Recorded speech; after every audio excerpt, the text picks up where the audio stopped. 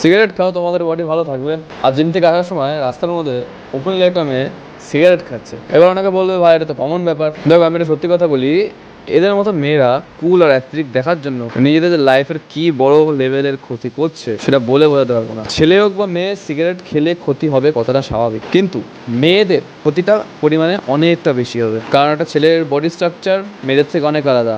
একটা মেয়ে যদি সিগারেট খায় তবে তার মধ্যে অনেক হরমোনাল চেঞ্জেস আনবে। ইভেন তার ফিউচারে যে তার কী লেভেলের ক্ষতি হবে। আর সব থেকে মজার বিষয় জানো কি, তোমরা বয়সের আগে বয়স্ক দেখা শুরু হয়ে যাবে, মুখের মধ্যে রিঙ্কলস হয়ে যাবে। লাইক তোমাদের 25 বছর বয়স হলে সেখানে 35 বছর বয়সের মেয়ে লাগবে।